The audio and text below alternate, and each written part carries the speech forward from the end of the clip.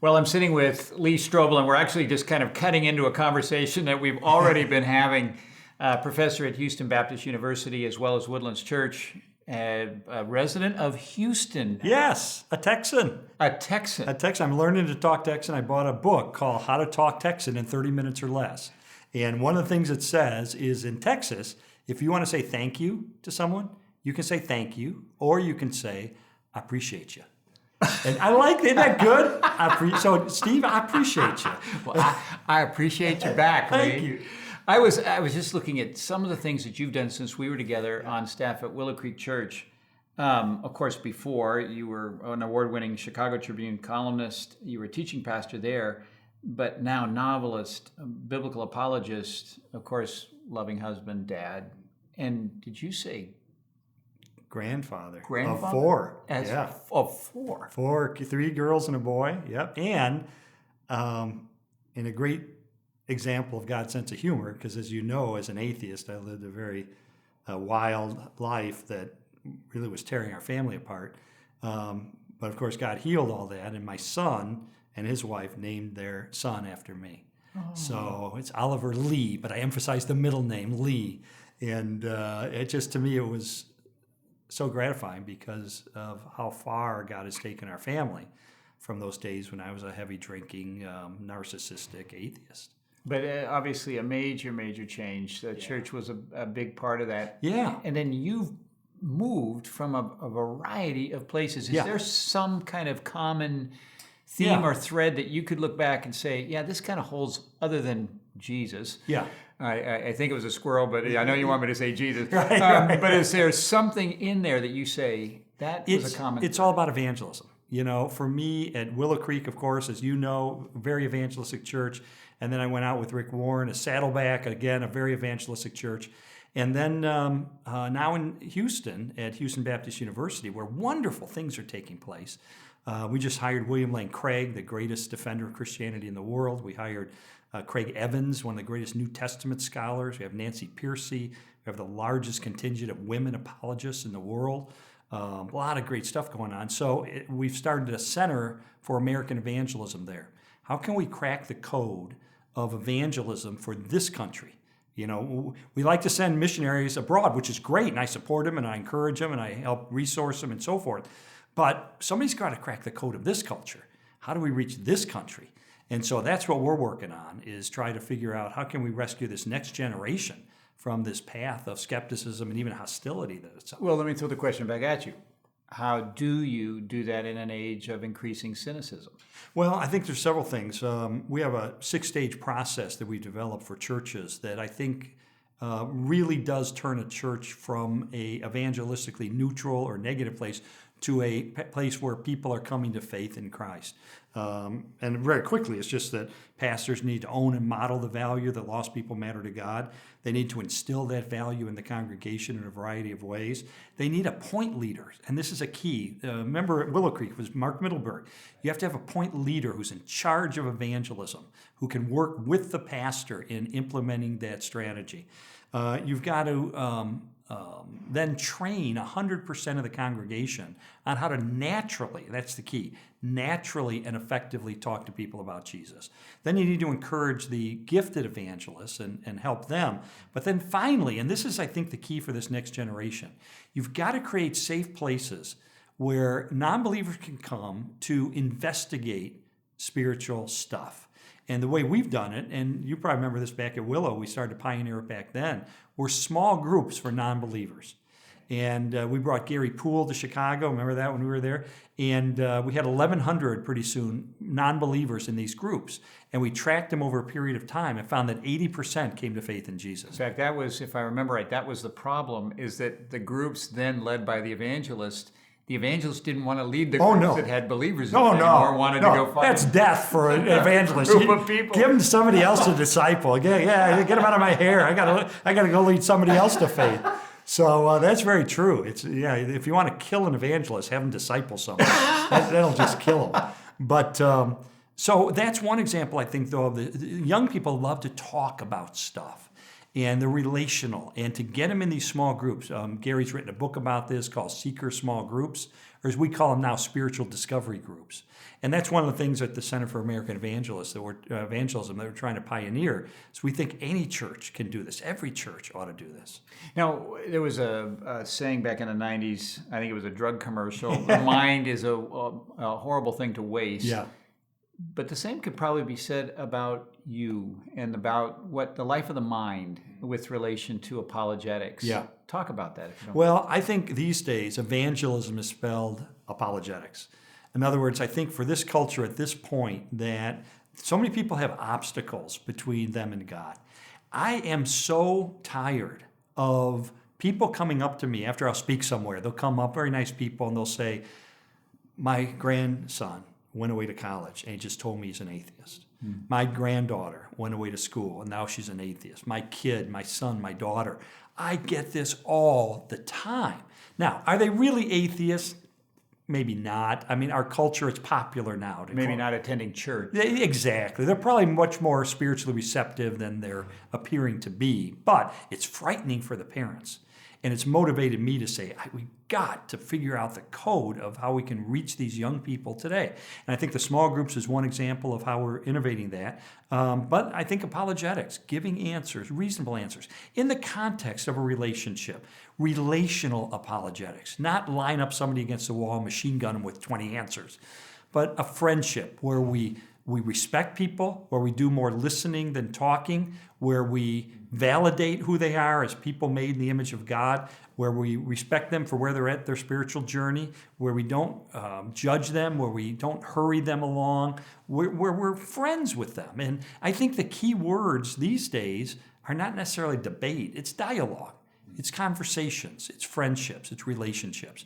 And when we can be an informed Christian that can help people along that journey to get answers to those questions that are barriers between them and God, great things often happen.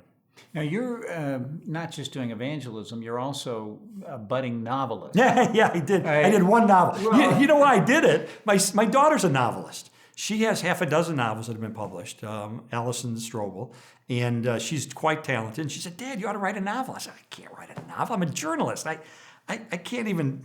Well, I pulled up the Amazon kind of describer. This is what it says, and I quote, intricate thriller set in a gleaming suburban megachurch, a big city newspaper struggling for survival, and the shadowy corridors of political intrigue. Except for the mob killing, how much of this is autobiography and how much of this is not? Well, even the mob killing is part of it, seriously, because I covered the crime syndicate when I was at the Chicago Tribune. So there's a lot of reality in this novel. I bring in a lot of things that I experienced when I was covering the crime syndicate and political corruption, judicial corruption. I remember one of the guys who was kind of my friend. He was a judge in Cook County, which was very corrupt at the time. And the FBI bugged his chambers. First time in American history, a judge's chambers were bugged by the FBI. And they could hear him taking bribes and putting them in his upper drawer, and they could hear the sound of the drawer closing. And so little things like that I put in my novel that, you could hear the drawer closing as he would take the payoff. And there's a story in Chicago about a mobster who the judge was bribed to find him not guilty of murder. And it was later discovered he was bribed. The judge committed suicide. The mobster was retried. First time in American history, a person retried for a crime. And found guilty and so forth. So I use some of that. So it's a lot of real life stuff that I experienced at the Chicago Tribune. And then my story is a story about a girlfriend, in this case, that comes to faith, and the atheist reporter, and how he tries to disprove it. And there's a mega church. And I think you get a kick out of it. Now, is this the first of many, or is this, we did it, our daughter's happy, I've done my deal? The publisher wants a sequel. And I did leave open the possibility of a sequel at the end of the book. There's a kind of a moment where the pastor comes to a realization, and it's sort of left hanging for the reader. And so I think there's a next chapter that maybe needs to be written. You're a very insightful person for questions. I still remember after many services in which you would be asking these very penetrating, or segues, even after a drama or a music number, for someone getting up to speak, or even in your own presentations. Questions. Where does that come from? This inquisitiveness, this inquiry, willing to go out on a limb and ask things?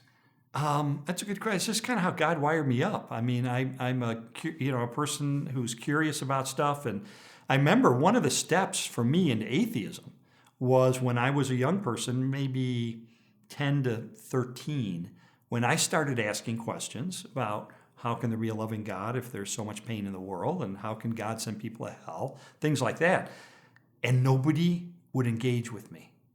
And so I concluded, oh, there are no good answers. That's why nobody's willing to talk about this stuff. And that was my first step toward atheism. And so I try to encourage questions. It's part of who I am, but I try to, with my children and my grandchildren. And I think one of the worst things we can do when a young person begins asking questions is kind of shut them up, because it's like a nightmare.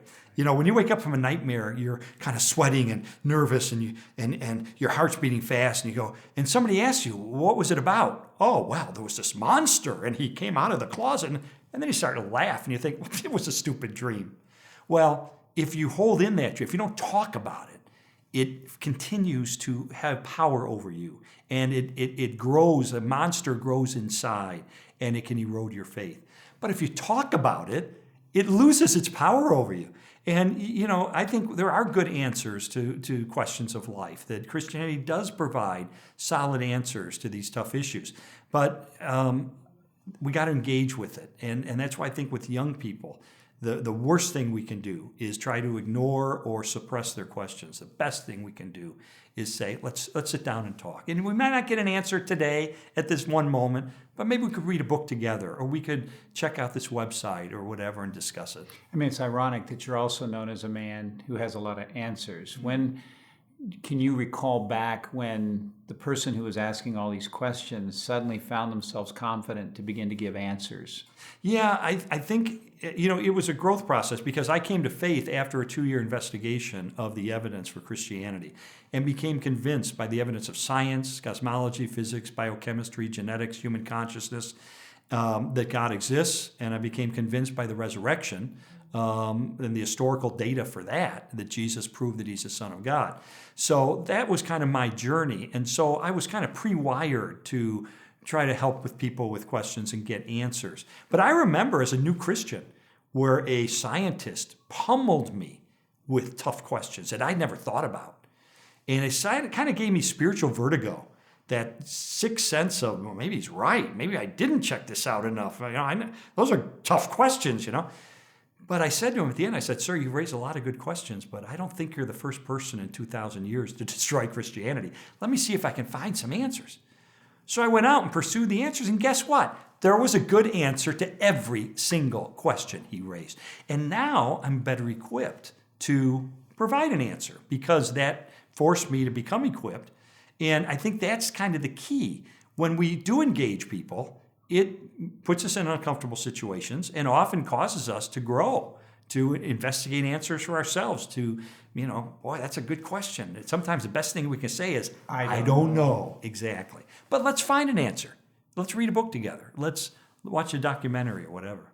It's many who have been under your teaching or walked with you and know you personally would say, and those that I've talked to as well said, one of the most humble guys I know. Answer people are not usually known in equation. And what was it? O'Rourke said, hubris is one of the great renewable resources. How do you maintain a sense of humility given the amount of information that you're processing and often being that answer person? Well, you know, 1 Peter 3:15 says, always be prepared to give an answer to everyone who asks you to give the reason for the hope that you have, but do it with gentleness and respect. And I think that's the key, is gentleness and respectfulness. I know where I came from. I lived a very immoral and sinful life, and I was rescued by the grace of God. And I haven't forgotten that gift to me that God gave. And so I'm motivated to help bring that gift to other people. And questions are only a part of the journey. You know, I think when we get mired in the questions, when that becomes the focus, then why are we doing that? The focus always has to be on evangelism. How can we bring people to faith in Jesus Christ? I think today, apologetics often clears that those obstacles away so that they can come face to face with the cross. So good. You've made some incredible defenses for the faith in some really interesting places. Do any stand out to you? Oh, golly. Oh, man, we've had so many adventures. Really have. Oh, golly, good and bad. You want some bad ones? No, when you say to God every day, God, lead me to someone who doesn't know you. You never know what's going to happen. Mark Middleberg, who you know, and I did a book together called The Unexpected Adventure.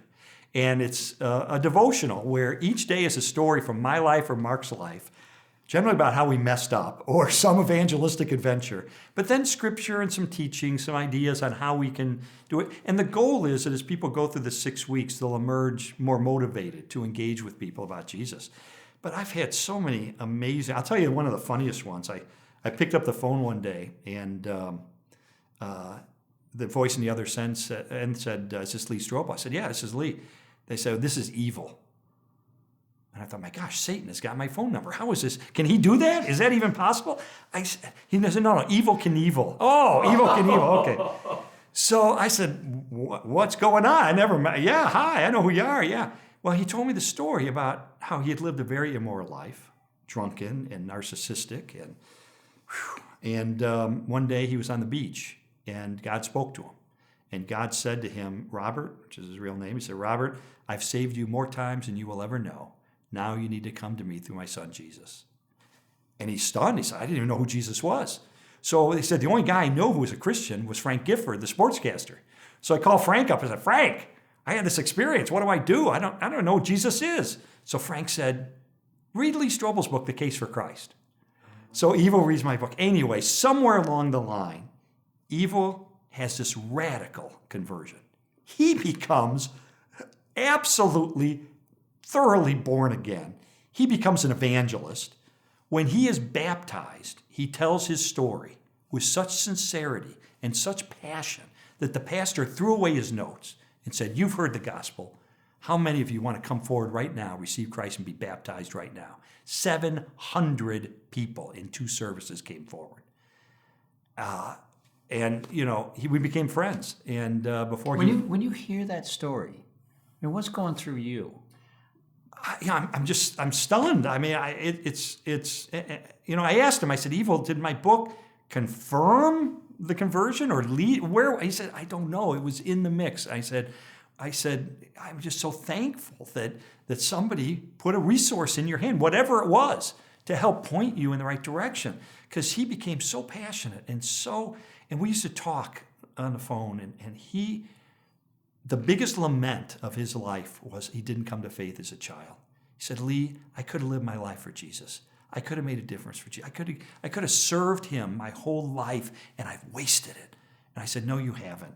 I said, when you got up and told your story, and 700 people, the Holy Spirit prompted to convicted them of their sin, and they walked forward and they received Christ and were baptized. Would that have happened if you hadn't gone through what you went through to the point where they knew who you were and God used your story in their life? And I thought that's true in my life too. I mean, I heard a lot of people as an atheist and as a drunken narcissist, and I did a lot of damage. And, I often lamented that I didn't come to faith as a child. And I told Evil, I said, but I think God's used my experiences. I can relate to non-believers maybe better because I was one of them. And do I regret the things I did? Yes, but God has redeemed them. And I said, Evil, he's redeemed them in your life too. And I said, celebrate the grace of God, that even at the end of a long life where God has brought you into his kingdom. And he died a few years after that. And thousands of people came to his funeral up in Montana. And you know what he had engraved on his tombstone? Believe in Jesus. That's the hope for our country, for our world, is that God is still in the life-changing business. And that's what I'm grateful for. He'll still change lives. And I just want to be in that business. I want to see lives changed. I want to see people, and I know so many stories. I did a book called The Case for Grace. And it's just a book about those kind of stories, amazing stories of the most unlikely candidates for conversion and how God's grace intersected their life and revolutionized them. One of them is actually someone I met who was a political prisoner in Ethiopia, who I'm sure you know. I met has him. Been living in Colorado. Amazing and story. translated your book. Yeah. And it's what led to his coming to faith, the only book he had. Yeah. Former leader of Ethiopia. Yeah. And reviled by some. Right. But literally had a transforming experience simply reading your book. He told me the story. I couldn't believe it. I mean, he was in this cell for years, right? And he translated the book into their language. And then when he got out of prison, he convinced a local radio station to read the entire book on the radio. And I lived in Colorado for a while. He came to our church, and I met him. And great guy. And he just.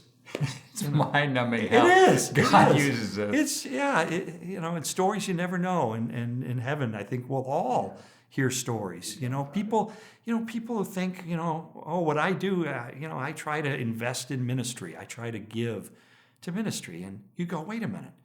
You realize you're a link in a chain that leads every one of those people to faith in Jesus Christ, that every person who comes to faith in that ministry that you support, that you're a link in that chain, and that someday in heaven, God's going to open your eyes to these people whose lives you helped change, and you never met them and you never knew.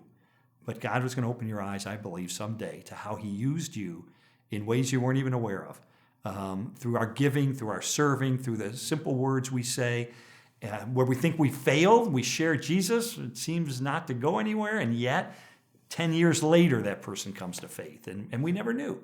I think God someday will open our eyes and we'll celebrate together. Yeah, you have something in your biography which probably makes you fairly unique. You've actually been on the staff of two of the largest, what we would call mega churches, Willow Creek Community Church and also Saddleback. There seems to be a kind of a pushback against those kind of large Christian communities. Yeah. How would you respond to that? Well, as you know, because you were involved with this. Those churches are really a honeycomb of small groups. Yeah. And, a large group has an advantage in the sense that when I was the atheist, for me to come into a crowd was good. Anonymity was vital for me. So that was good. But then when I came to faith, then I got involved with a small group, and I really began to grow as I interrelated with other people in the church. So I think that's a vital component to any church. I'm teaching pastor now at Woodlands Church, which is one of the largest churches in the country. And, if we were just a large gathering, yeah, I would agree with the criticism, but it's much more than that. It's a honeycomb of ministries where people serve and relate to other people, small groups and so forth, where there are personal relationships, accountability, mutual prayer, encouragement, and so forth. Now, your daughter Alice and son Kyle have picked up, as you said, kind of the writing bug. A little bit, yeah. What else? Obviously, they're picking up a lot of this stuff that have been so integral to your own life. Yeah. What else do you see? Well, my daughter is a very talented writer, and so she's got 6 novels out, and her and her husband, who has got a master's in apologetics, write children's books. So I'm very proud of them. And then my son is a scholar. He's a Jonathan Edwards scholar. Got his PhD at the University of Aberdeen in Scotland, has 2 master's degrees in New Testament and philosophy, studied at Yale at the Jonathan Edwards Center, just spoke at the Jonathan Edwards Congress in Australia. So he's a scholar. He's a professor at the Talbot School of Theology at Biola University. But he also writes popular books. He wrote one wonderful book called Beloved Dust, and it's about spiritual formation. How do we grow as disciples of Jesus? That's his area, spiritual formation. And I'm so proud of them, each one different. My son is not naturally a gifted writer, but he's got so much wisdom and knowledge and education and depth that, and he's grown so much in his writing that his books are so good now that his book, Beloved Dust, Ravi Zacharias loved it so much he required all of his speakers in his ministry to read it, and then they gathered at a retreat to talk about it. It's my son. This is crazy. This is I was the atheist. Who knows what would have happened if God had not intersected my life when he did, what kind of path my kids would have ended up on. So I'm really proud of them, and I read their books, and I read my daughters these stories and contemporary fiction. I said, where do you get this stuff? This is fantastic. And my son, I'll tell you a quick story. My son, I was part of Cherry Hills Church in Denver. And without asking me, they invited my son to speak on a weekend. And I found out later that he'd been invited. I thought, my son's a professor. I mean, he's at a seminary. How's he going to do in front of thousands of people? I was really nervous as a dad, And so he gets up and it was one of the deepest, most profound, moving messages I'd ever heard. And for the rest of that week, it rattled around in my mind how much I learned. It was about the elder son and the prodigal son story. And I thought, wow, this is my son, who God's given gifts and abilities that stunned me. And I'm just, this is the kid that never wanted to read when he was this is a kid I had to pay money to read books, because he wouldn't read. And he was a mediocre student through high school. But then he went on a missions trip to the Dominican Republic, and God got a hold of his heart on that mission trip, as so often happens. Mission trips. I mean, there's no coincidence that I went into full-time ministry shortly after my first missions trip to India. God does something in our hearts on mission trips. And to see my son go from this disinterested, mediocre student to a scholar who's now renowned as an expert on Jonathan Edwards and writes these academic... He's been published twice in the Harvard Theological Review. And this is my kid who wouldn't read. It's God revolutionizing lives, and that's what I'm passionate about. Lee, you haven't lost any of your fire and passion, and it's just so heartwarming to sit with you today. Thanks. Great to see you again. Thanks for coming to the gathering. We so appreciate you being here. What a great group of people. Really enjoyed it.